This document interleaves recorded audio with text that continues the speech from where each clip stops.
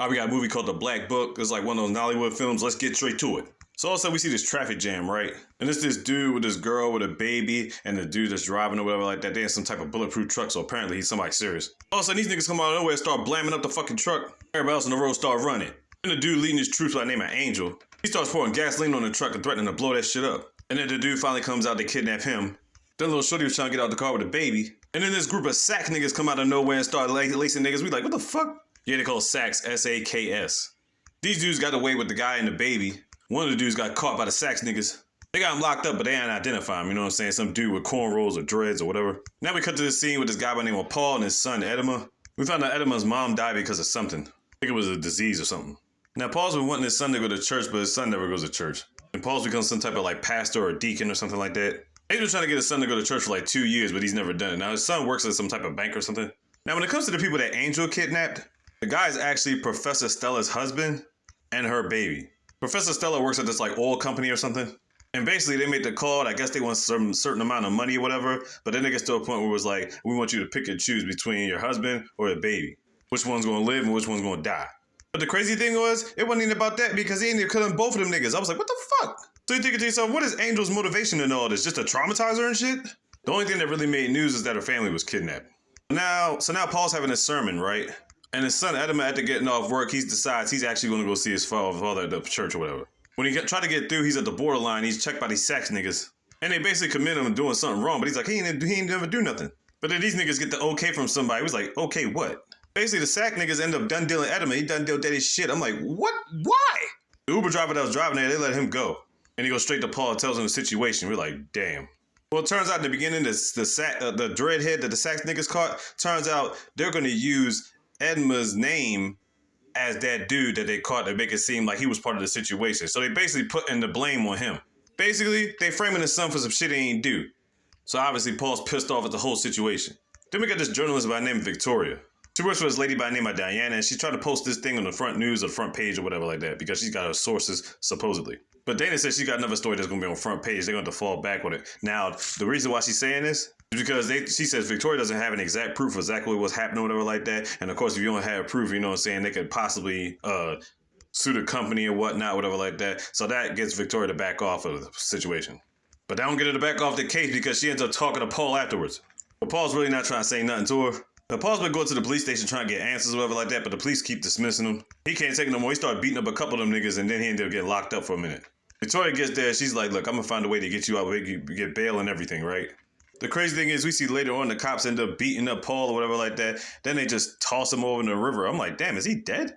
Victoria tried to go to Paul's house, couldn't find him, and all of a sudden Paul just pops up. We're like, oh, he's still alive. So you're thinking to yourself, why'd the police just let him go? We don't really know why they let him go, but the thing is, he hasn't been going to the police station for nothing. He's actually been picking up information on the sax cops. Now, earlier in the movie, we see him talking to this dude named Tony, right? And he's talking like God took his boy because he's paying for his sins. And you're thinking to yourself, like, what did he do in his past? But we about to find out because he goes on a mission, right? While these 4 officers are partying or whatever like that, he catches these niggas one by one and gets them back to the house. We're like, what the fuck's he about to do? He's got 3 of them tied up. He's got one of the dudes on the wooden table with this electric buzzsaw. He's about to clip straight to this nigga's nuts. We like, yo, what the fuck? Now, the thing is, one of them officers told him some stuff, but I don't know if he told him everything. Well, apparently throughout that time, Victoria ended up coming to the house or whatever like that, right? She didn't see Paul home, but then she seen the computer up, whatever like that. The computer ended up having information of how he was torturing these niggas. I guess it had some information based on who did what and why his son was being framed for this shit. She ended up getting a copy of it on a flat drive and dipping up out the house. She tries to get the information to her boss, Diana, right? Diana keeps the only copy or whatever. She's like, yo, everything's good, it's all gravy, you know what I'm saying? So when Victoria goes back to her desk, Diana ends up crushing the fucking copy. And then she ends up alerting Angel and them niggas to keep on their toes. I'm like, damn, what the fuck, you went on this too? Paul ends up meeting up with Victoria, you know what I'm saying? So he's like, yo, give me my copy, yo. You know what I'm saying? Then she finds out that the copy was crushed. She's like, I ain't even got it. But she ends up going back to the house with Paul, whatever like that. And they try to find some whatever information that they can, you know what I'm saying? To how to, you know, unframe his son, you know what I'm saying? You're thinking to yourself the whole time, why is he trying to unframe his son that's not even around, you know what I'm saying? Well, this goes deeper than that. I'll explain. So while they looking through all this more information or whatever like that, apparently the uppers or above are thinking that he's getting too close to this shit. So whoever sends Angel and his boys to get him done deal. He ends up hiding Victoria in the closet and he ends up wiping up all these niggas and Angel gets, you know what I mean, puts him in this place too. But the thing is, he's not killing anybody because he's supposed to be a deacon or pastor now. He's supposed to see the path of enlightenment, but boy, Now, while Paul was hiding Victoria, she's in this room and sees all these like newspaper clippings. It turns out that Paul was part of the military. He was in all types of like, different type of veteran groups. Basically, he was a beast back in the day, and now he's trying to turn his life around. How much of a beast was he? Well, one of the officers ended up going to this castle, whatever like that, and he's met by this dude by the name of Dippo. Dippo, boy. Turns out Dippo was the one that framed his son. Now, why is that? Because the real dreadhead they wasn't trying to expose, and the kidnapping of Professor Sheila and her babies, happens to be Dippo's son. So rather than have his son go to jail, he framed Paul's son. So basically, Dippo ain't shit. But the thing is, he answers to somebody higher than him. This dude by the name of the General. General Issa. I'm going to explain him in a minute, too. Now, the thing is, Paul knows about General Issa. Why? Because he actually used to work for him. He trained a lot of his soldiers in all types of mayhem, right? So now you're thinking to yourselves, why would the general have him killed? The thing is, he doesn't want to. He wants to give him like $1 million and tell him just go away from this. Don't worry about the situation. But Paul's not going to drop it. So basically, he's forcing the general's hand. Now he's thinking to himself, if he's going to have to combat the general, then he's got to call up somebody. This dude by the name of Richard. Now his friend Tommy gives him the indication of where he's last been seen or whatever, right? The thing is, he hasn't talked to Richard in a long time. Now they go to this spot, he ends up talking to this lady or whatever like that. Now, Richard on the streets, they call him Big Baby or Big Daddy or something like that. Now we talk to this lady, we find out this lady was actually Richard's wife, but the thing is, Richard is dead already. The person that had him killed was General Issa. Now the reason why he died was because Paul had ended up giving General Issa this black book or whatever like that. Now what does this black book contain? Not sure yet, they'll come up in a minute. The thing is, the Big Daddy name was not meant for Richard, it was actually meant for his wife. They call her Big Daddy. Because obviously everybody thought it was him so they can keep her in the background, you know what I'm saying? So anyway, she's always wanted to get back at General Issa, but Paul tells her he's got a way to take away his power. So while this is going on, we flash back to this one scene where like a couple of Gestapo officers are dead as shit. So apparently General Issa ordered this hitman to go get Paul or whatever like that, right? They ain't say his name, we just could call him Blondie, because he got blonde hair. So he's been going around cooking niggas, and apparently, you know what I'm saying? So he's letting all these cops out and he's putting the blame on Paul or whatever like that. So now the cops would be like, oh, Paul's number one, on the hit list, blah, blah, blah. Because they think he's getting revenge for his son and stuff like that. So it's easy to blame him for the shit. So now back to current time, this motherfucker Blondie has already made it out there and he's about to start murking all the big daddies niggas and getting them done. Big Daddy and Paul end up escaping. Then between this, Paul ends up meeting up back with Victoria or whatever like that. Now Victoria has ties to Professor Stella or whatever like that. So they're going to meet up with her and she gives them all the information she can, you know what I'm saying, to try to help out because she was crusading against all this like tyranny and whatnot. But the thing is, the reason why they came after her family is that General Issa was in some drug smuggling operation and dealing with oil companies or whatever like that. And since she runs like this big ass oil company, she had discovered some foul play and that's why they did her family in. But trust me, General Issa was behind a lot more than that. Victoria later on meets up with a pastor or whatever like that. Turns out it ends up being her father. He discovers more things about Paul's past. Turns out at one point in time, Paul used to be the most dangerous person in the whole country. He had assassinated like 23 main officials and murked off on 685 different terrorists. I'm like, what? And a bunch of other things they didn't mention. Yeah, he was like that. So he ends up meeting up with Victoria in the church again, and this is the reason why he never wanted to be around her. Boy. So Paul had found out this black book was stolen. He had to get it back, right? Now, this is back in the day when he was working for General Issa. He went to a particular house and found this lady, right? Now, this lady potentially has this black book. She acted like she wasn't going to tell him nothing. And Paul ends up shooting this lady done deal daddy shit. He finds the black book and realizes, he turns around and sees this little kid or whatever like that. Turns out this lady had a child. That child grows up to be Victoria. Yeah, that's right. Paul actually killed Victoria's mom, yo. The fuck? So the thing is, he ended up carrying Victoria out of the house at the time and tried to hide her. But the thing is, the general ended up finding her. So he met up with the general, and the general was like, look, we can't have no loose ends. We're going to have to kill this girl. So to save her, he tells the general about the black book. This black book is actually things of stuff that Paul wrote in there personally.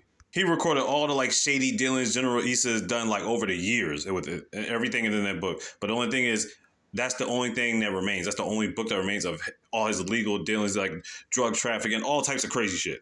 Him having 4 mercenary officers being killed, him stealing oil companies. It's a bunch of different stuff that General Issa did. It's a mess.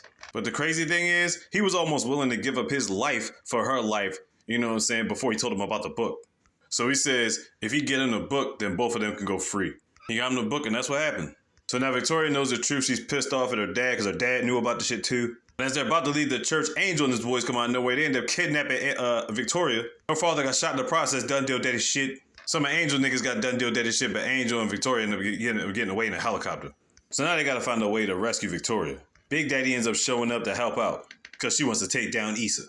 So Paul, Big Baby, and a couple other niggas that he knows, you know what I'm saying, they get together, they're going to devise this plan. Now on Fridays, most of the officers got to patrol around the city or whatever like that. It only happens on Fridays. So if like an incident happens, most of the officers have to report to it. So the thing is, Paul is going to meet up with Issa anyway, you know what I'm saying, so he could trade himself for Victoria. So in the process, he ends up kidnapping both of them. While Big Daddy and the crew, you know what I'm saying, crew of women or whatever like that, they go to this spot so they can find the safe. Now I want you to keep in mind, General Issa's in a wheelchair. Something happened to his legs and now he's just rolling around and shit. So at this point, he's just picking with Victoria, you know what I'm saying? Now she knows the truth. They put a gun in her hand to try to get her to shoot Paul and whatever like that. But she ain't hit him. She ends up grazing his arm, actually. He was like, oh shit, did he just shoot her? So he just starts thinking back. He probably thinks something's up. So he starts calling his guards or whatever like that. None of them niggas answering the phone. We like, oh yeah, they got the drop on niggas early. So he started thinking to himself like, hey, Angel, take your niggas, you know what I'm saying? Go out there to the ranch and make sure the safe is good. So Big Daddy and the crew, you know what I'm saying, they get stuff out of the safe, you know what I'm saying? They get the safe and then they get like some other hardware equipment or whatever like that, right? So they about to dip out. Angel catches up with them niggas and now the chase is on. They end up going to this like warehouse type of structure and they just stop right there, right? Now, while they were doing this, they were trying to send some information or whatever like that. They said the lady said it was going to take like 25 minutes to do it. So that's when they was just running around, you know what I'm saying, going through the desert and shit like that. Angel with his people, you know what I'm saying, they get him out the car, whatever like that. They check the background and they realize the safe is not even in the car. He's like, where the heck is the safe at? Meanwhile, we see the safe floating on this boat. They had been got rid of that shit before they even started the chase up. So the chase was just false. So you think to yourself, what was she doing on the computer? Turns out she was loading up video footage of when Issa ordered his boys to kill the Gestapo police or whatever like that, 4 military officers or whatever. They sent that shit in, sent all over the place now. They got caught up, he done deal. Once that happened, real police started showing up, and then all his boys started dipping the fuck out. So Angel's like, I should just bang off for you 3 right now. She like, oh! All our homegirls start popping out of nowhere at the warehouse. We like, oh yeah, you get the drop on you. It's like, Angel, put your gun down, you done deal. Issa can't reach Angel, so he's basically like, hey, yo, shoot these niggas, yo, get them out of here. Then the guard hears the sound. He's like, wait a minute, those are real police, military police. He puts his drop down. All his niggas dip out. They like, pfft. Victoria puts the gun on Issa and unties Paul. He's a slow ass, ends up getting away or skating by or some shit like that. I'm like, the information went out. All these niggas either getting locked up or getting done deal daddy shit. The frame got exonerated. Everything is right with the world. Justice, I guess. Issa's chilling by his pool in his hut, and all you see is Paul just sits down with him. He's like, hey, you can end it right now. You know what I'm saying? Gives him a gun. And it looks like Issa's about to shoot himself, but then he turns it on Paul, whatever like that, tries to pull the trigger. Paul's looking at him like, you stupid. You really think I'm going to put a fucking loaded gun in here after you already tried to kill me? Get the fuck out of here. He's like, man, you just a coward-ass nigga. Just walked off. And then the police came and picked his ass up, too. Victoria ended up going to this spot, whatever like that, and found out where this the warehouse is. Before that, she stopped working for Diana because she figured out what the fuck she was doing. So she's like, fuck this bitch. And now she's back at the safe. She opens up the safe and sees the black book. And I'm thinking to myself right then and there, if this black book was so harmful to Issa's operation, why didn't he just burn that shit up when he got it? Well, apparently it turns out that black book actually helped him to get a lot of different deals in the future, whatever like that, to become the man that he is today. I'm thinking to myself, if he was still at over a certain amount of time, he should just burnt that shit. Anyway, she got the book. She could write all types of stories on the strength of that shit. Last thing we see is Paul at a different house or whatever like that, torturing the shit out of Angel. He was able to get his son's body back and give him a proper burial. He started crying, and all of a sudden you see Victoria coming up to the ranch. And that's the end of the movie. I would say as far as production-wise, it is easily one of the best Nollywood films I've ever seen on Netflix. I say check it out. The Black Book on Netflix. Check it out.